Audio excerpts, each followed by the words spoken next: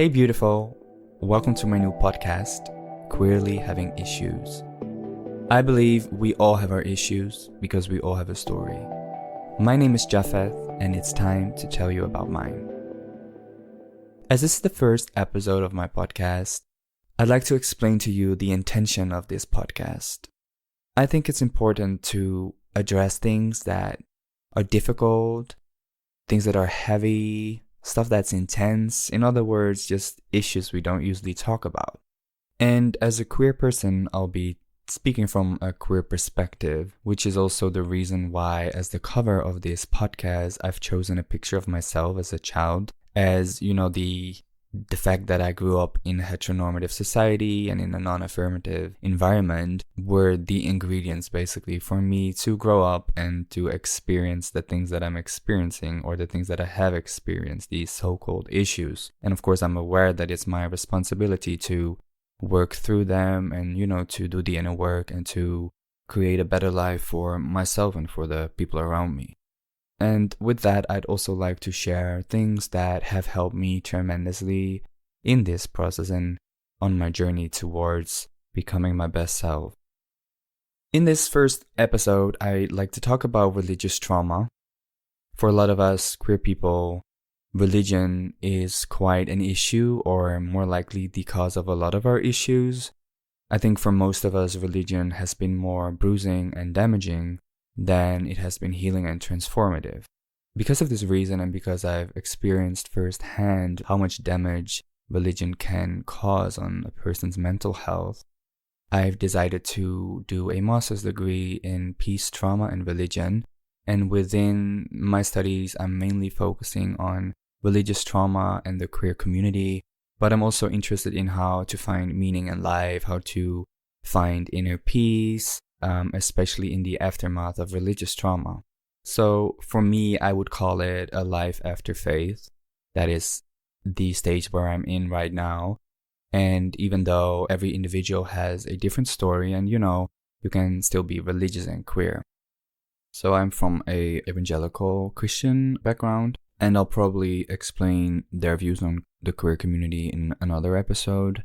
But basically, within my environment, it was not possible to be both queer and an evangelical Christian. So you basically had to choose, which led to a conflict within myself when it came to my religious identity and my sexual identity. I also wrote a thesis about conflicting identities for queer people coming from evangelical backgrounds. But I'll probably devote another episode to that because that's a whole other topic. I did realize that there's still a lot of good things that we can learn from religion, and that it's sort of a shame that often we throw everything away because we think that it is not compatible to the life that we live right now, or it's not beneficial in any way, or maybe just too traumatizing to even go back there. There's a lot of research that has been done on how religion can transcend trauma, how you can heal and thrive because of religion. At the same time, it's very interesting to see how little research has been done thus far on how religion can be the cause of trauma. So even if you are queer or an ally without a religious upbringing or a religious experience, I think it's good for you to be aware of the fact that in 67 countries, being queer is still criminalized, and in 11 countries you can get the death penalty for being queer. And sadly, they use religious convictions to justify discrimination and violence against queer people. So this shows how important this topic is, and that there's a lot of people out there who, you know, are living in non-affirmative, suppressed environments where they cannot be themselves. And I read today in a newspaper that even if they are not being criminalized by law, it doesn't mean that it's easier for them there. Because the article said that once they are in custody, they are often raped or tortured and pressured into confessing to immorality or prostitution. So this shows how important this topic is, because we cannot, or at least I cannot imagine what it's like to be living under these circumstances. At the same time, when I read about these kinds of stories and when I hear those numbers, I feel like, okay, I'm aware of the fact that I'm so privileged to be living in a country where I can be myself and where I can speak my mind. Even though my path hasn't been easy, still compared to these numbers and their circumstances, I feel like my situation isn't that bad. But in order for change to happen, I think we have to speak our minds, and I could be silent, but I don't think that is going to help anybody. So hopefully, step by step, we will see change and improvement, and there will be more peace for all these people who are living in suppressive environments, really. When we talk about religious trauma, of course, it does not only apply to queer individuals, because there are so many other minority groups that have been suppressed and are suppressed by religion. And there's a lot of interpersonal trauma that's going on within religious settings. But I'm here to talk about the theory of religious trauma and then link it to my own experience. So let's dive in. In 2011, the term religious trauma syndrome was coerced by a psychologist named Marlene Weinel, even though the phenomenon was recognized long before that, as the term had circulated among psychotherapists, former fundamentalists, and others recovering from religious indoctrination. So basically, religious trauma occurs when an individual struggles to leave a religion or a set of beliefs that has led to their indoctrination. It begins in toxic religious environments, which are centered around two basic narratives: you are not okay, and you are not safe. These ideas are often enforced with theology, such as, if I look at my own Christian background, it was the doctrine of original sin and hell. So you might be able to imagine how this kind of religion requires rigid conformity. They need to conform in order to survive in the group, but also because they otherwise don't have hope for the afterlife. Such religion has a closed system of logic and a strong social structure to support an authoritarian worldview. In other words, you don't question, you just obey. So this eventually leads to problems with self-worth and fear of terrible punishment once the individual wants to leave.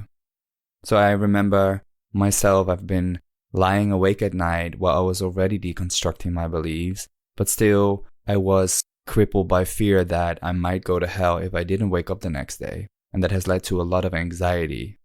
And you have to understand that I wasn't even gone yet. I was just broadening my perspective and reading certain things that would change my convictions about certain topics. And even though at that time I would still call myself a Christian, I already had that fear, which is crazy.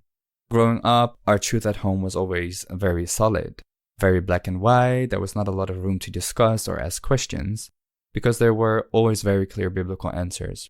And on top of that, once I started thinking for myself and share my ideas with my family, for example, they would often disagree and question my newfound ideas. And that is also the reason why they speak of a different social context when it comes to religious trauma compared to other trauma recovery situations. For example, if we look at natural disaster experiences, childhood sexual abuse, or family violence, which are all horrible, these are mostly understandable to friends and professionals who are likely to be sympathetic and supportive. But in the case of religious abuse, these individuals are often pressured by family and church members to return, and they are reminded in many ways that if they do not return to their community or their sets of beliefs, they will be condemned otherwise. So in essence, that means that they are pressured to return to the perpetrator of their abuse. And according to Weinel, this social rejection is an added layer of serious injury that is absent from other varieties of trauma. So as you can imagine, it hasn't been an easy path for me.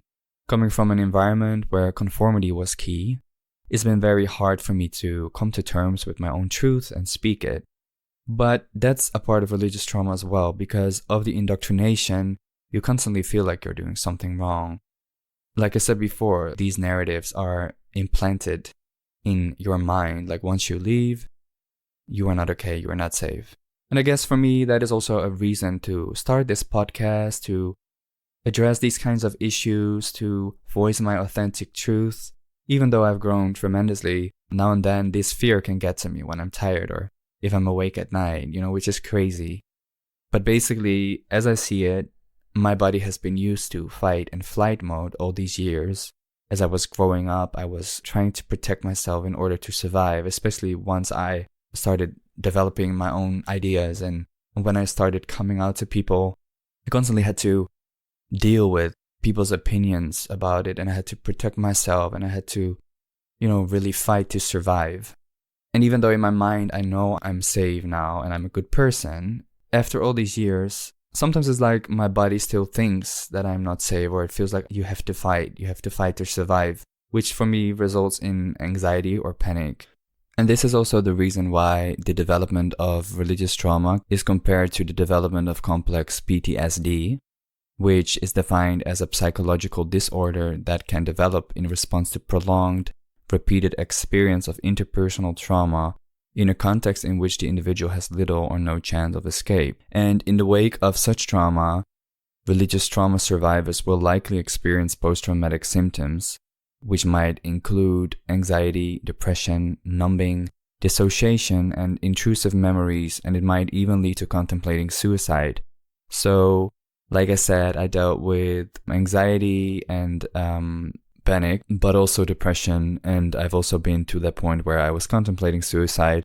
That was about 10 years ago, and luckily I immediately sought help and I found a affirming therapist. I think that was the beginning of that healing journey. When I look at my own situation, I'm very lucky that I have a brother that has always been supportive, and we've been supportive of one another, but there was a time where I thought that if he wouldn't have been in my life, I'm not sure if I would still be here. I mean, it's that important that you have support in your life in these kinds of situations. And luckily he was there while a lot of other people weren't.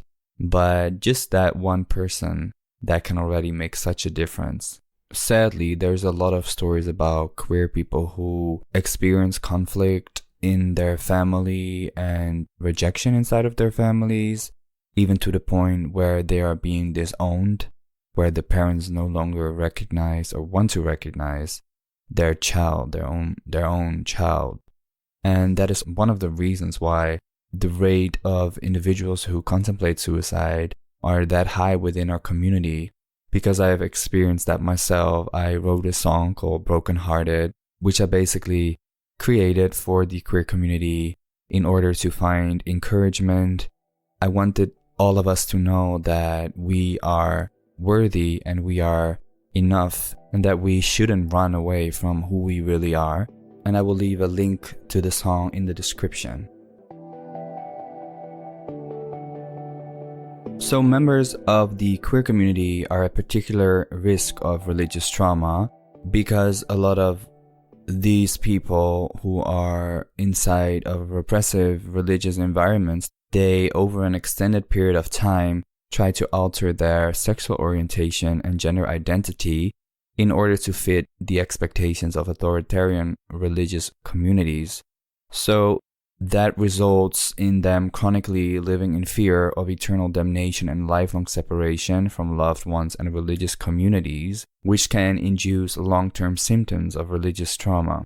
The study shows that the majority of queer individuals face adverse religious experiences manifested in different ways. So for example, you have this term called microaggression, which is a statement, action, or incident regarded as an instance of indirect, subtle, or unintentional discrimination against members of marginalized groups. And especially the word unintentional is something that I can really relate to when I look back at my past, but it still happens now and then. For example, I've always known my family members that they never chose to intentionally hurt my feelings, Often they had good intentions without knowing the pain it caused, and they would say things to me because they loved me, because they wanted to save me, because they didn't want to see me burn in hell, and they didn't want me to live a life without God. And with that, they're also pressuring you without really saying it. They're pressuring you to go back to your old ways, which obviously didn't work for you, because otherwise you would have stayed there. One important thing to know is that religious trauma is not an actual diagnosis, and it is not yet included in the most recent version of the Diagnostic and Statistical Manual of Mental Disorders. However, this does not mean that it is non-existent or that it does not impact millions of individuals every year. Sadly, I know too many people, queer but also non-queer, whose life has been impacted in a negative way because of religion and who are dealing with shame and, a loss of identity. Because it's such a huge thing, actually, if you think about it, because often we've built our entire identity upon these ideas and these indoctrination. And once you step away, slowly everything starts crumbling. That's the thing with these toxic religious environments, is that you give your whole life. And once you step away or once you start deconstructing, it's like the whole foundation of your life. Because I was taught that my identity was in God, in Christ, and once you step away from that, then who are you? I realize that this topic is very big and that I'm going to return to this topic and dive more into my own personal story without the theory behind it. I hope you got a sense of what religious trauma is and how it is caused. And if you've experienced religious trauma, or if you are going through a tough time at the moment, know that you are not alone. We are in this together. And if you have any questions that you would like me to answer in another episode, please do let me know. You can send me a DM on Instagram at queerlyhavingissues. And if you enjoyed this episode, please click the follow button, and I hope to have you here with me again on my next episode. Take care.